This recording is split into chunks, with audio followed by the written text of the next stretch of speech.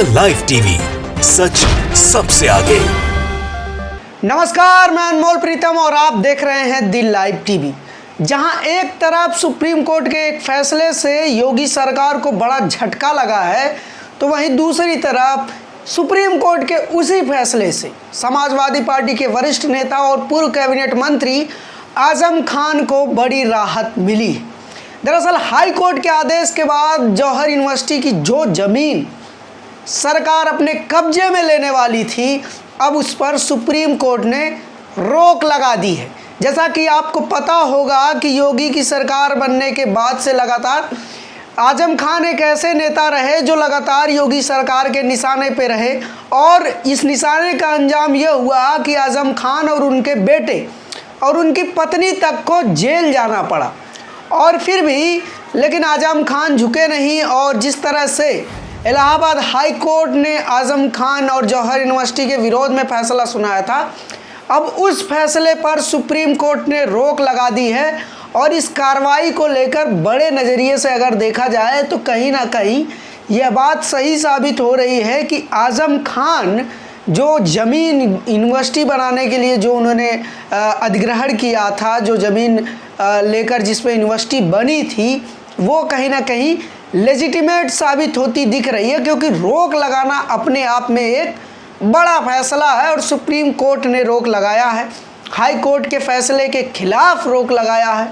High court का जो फैसला था, जिसमें हाई कोर्ट ने फैसला दे दिया था कि यूपी सरकार चाहे तो वो ज़मीन अपने कब्जे में ले सकती, यानी कि यूनिवर्सिटी पूरी तरह से तोड़ दी जाती, उसका एक बड़ा हिस्सा सरकार के कब्जे में आ जाता। लेकिन अब सुप्रीम कोर्ट ने इस पर रोक लगा दिया। पूरा मामला समझते हैं एक एक करके कि मामला क्या है, कैसे क्या है। ये सब समझाने के लिए मुझे आपको बताना पड़ेगा कि दरअसल ये ज़मीन मौलाना मोहम्मद अली जौहर ट्रस्ट पर के नाम अधिग्रहित की गई थी, और ये आरोप था कि इस ज़मीन का बहुत छोटा सा हिस्सा केवल इस ट्रस्ट के नाम है, यानी कि 471 एकड़ का जो यूनिवर्सिटी कैंपस था, उसमें से केवल 12.5 एकड़ ज़मीन ही ट्रस्ट के नाम था। बाकी की जो ज़मीन थी उसको लेकर ज़िले के एडीएम ने शिकायत की थी हाई कोर्ट में, और हाई कोर्ट ने आदेश भी दे दिया था कि ये ज़मीन सरकार इसको कब्जा ले और यूनिवर्सिटी के हिस्से की ये ज़मीन नहीं।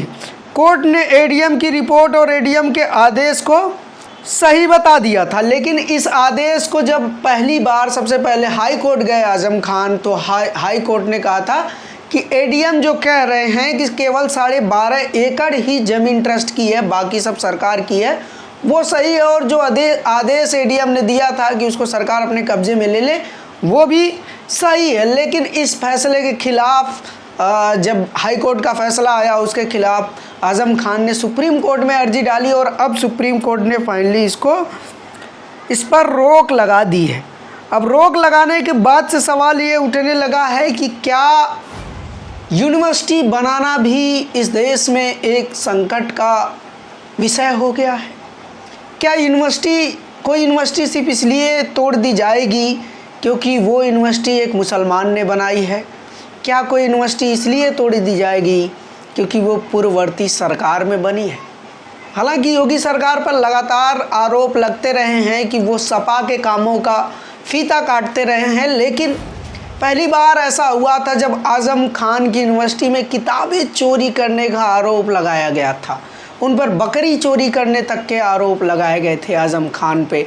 इकलौते ऐसे नेता थे जिसको विपक्ष ने इतनी बुरी तरह से घेरा था। यहाँ विपक्ष का मतलब योगी सरकार है, उस समय तो भाजपा विपक्ष में ही थी जब आजम खान कैबिनेट मंत्री थे। लेकिन इसी के साथ एक और बड़ा फैसला गौर करने लायक होगा। सुप्रीम कोर्ट के दूसरा जो फैसला है वो है आशीष मिश्रा, जो अजय मिश्रा टेनी के बेटे हैं, उनकी जमानत को लेकर। वो भी इलाहाबाद हाई कोर्ट का ही फैसला था, जहां से उसको अजय मिश्रा टेनी के बेटे को जमानत मिली थी, लेकिन उसको भी सुप्रीम कोर्ट ने पलट दिया और कहा है कि 7 दिन के अंदर सरेंडर करना पड़ेगा आशीष मिश्रा को। तो यहाँ से एक सवाल ये उठता है कि क्या जो हाई कोर्ट है, उत्तर प्रदेश का जो हाई कोर्ट है, वो ऐसे फैसले क्यों दे रहा है जिसको बाद में सुप्रीम कोर्ट गलत बता रहा है? सुप्रीम कोर्ट ने अपने अजय मिश्रा वाले फैसले में कहा कि हाई कोर्ट ने जमानत देने में जल्दबाजी की। जमानत देने में जल्दबाजी की, क्या ये इस पूरे मतलब घटनाक्रम का व्याख्या है? मुझे लगता है कि सुप्रीम कोर्ट को और कड़ा रुख अपनाना चाहिए था और जिस बेंच ने ये फैसला दिया है कम से कम उसको फटकार लगानी चाहिए थी। सिर्फ इसको एक छोटे से शब्द जल्दबाजी में समेट देना बहुत ही मतलब सही नहीं लग रहा है, क्योंकि आशीष मिश्रा की जमानत के बाद पूरे देश में विरोध हुआ था और जो टीम एसआईटी की टीम गठित की गई थी उस पूरे केस की जांच करने के लिए, उसने खुद कहा था कि आशीष मिश्रा ने किसानों पे जो गाड़ी चढ़ाई थी वो एक सोची समझी साजिश थी, वो कोई एक्सीडेंट नहीं था। लेकिन फिर भी इलाहाबाद हाई कोर्ट ने आशीष मिश्रा को चुनाव के ठीक पहले, वोटिंग के ठीक पहले जमानत देती। अब क्या हाई कोर्ट अपने इस फैसले पे माफ़ी मांगेगा? सवाल ये भी उठता है कि क्या हाई कोर्ट सरकार के दबाव में काम कर रहा है, क्योंकि ये पहली बार नहीं है कि जब कोर्ट सरकार के दबाव में आ जाए। ऐसा तब हुआ था जब इंदिरा गांधी बहुत ही ज़्यादा, इंदिरा गांधी की पावरफुल गवर्नमेंट थी, उस वक्त भी कोर्ट सरेंडर कर गया था। कोर्ट की पावर, कोर्ट के जज उतने मुखर नहीं थे, उतने बोलते नहीं थे। लेकिन मोदी गवर्नमेंट में भी यही हम लोग देख रहे हैं कि कोर्ट जो है उतना मुखर नहीं है, जैसा कि हम लोग बाकी के चीज़ों में देख रहे हैं। जैसा कि पूरे देश में हो रही रामनवमी के दौरान जो हिंसा हुई, जो मुस्लिम विरोधी हिंसा हुई, कुछ लोग उसे सांप्रदायिक हिंसा कर रहे हैं, इस पर भी सुप्रीम कोर्ट ने कुछ खास संज्ञान नहीं लिया, मतलब लिया ही नहीं संज्ञान, कुछ खास का क्या है। हालांकि मुस्लिम प्रतिनिधियों की तरफ से ये याचिका दायर की गई है सुप्रीम कोर्ट में कि सुप्रीम कोर्ट जो बुलडोजर चलाया जा रहा है बिना किसी जांच के, बिना किसी निष्कर्ष के और बिना कोर्ट के आदेश के जो बुलडोजर चलाया जा रहा है उसको रोका जाए।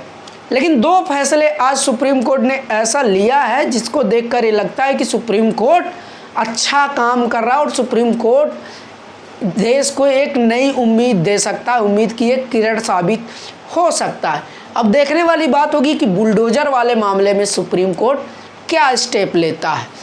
अब आज़म खान के मामले में भी सुप्रीम कोर्ट का जो स्टेप है उसकी सराहना हो रही है और जो अजय मिश्रा टेनी के बेटे आशीष मिश्रा के मामले में सुप्रीम कोर्ट ने जो फैसला दिया है उसकी भी सराहना हो रही है। लेकिन देखने वाली बात ये होगी कि सुप्रीम कोर्ट क्या जो बुलडोजर वाला मामला है उस पर क्या स्टेप लेता है। क्या वो राज्य सरकारों पर छोड़ देगा कि वो लोग जिसका घर चाहें उसका घर बुलडोजर से गिरा दे, या फिर सुप्रीम कोर्ट न्यायसंगत फैसला करेगा और ये सुनिश्चित करेगा कि जब तक कोर्ट किसी को दोषी करार ना दे और जब तक कोर्ट किसी को ना कहे कि इसका घर तोड़ा जाए या इसकी प्रॉपर्टी सील किया जाए तब तक सरकार कोई कार्रवाई ना करे। ये सब देखने वाली बात होगी। ऐसी और तमाम खबरों और अपडेट के लिए आप जुड़े रहिए हमारे साथ और देखते रहिए द लाइव टीवी। शुक्रिया। द लाइव टीवी, सच सबसे आगे।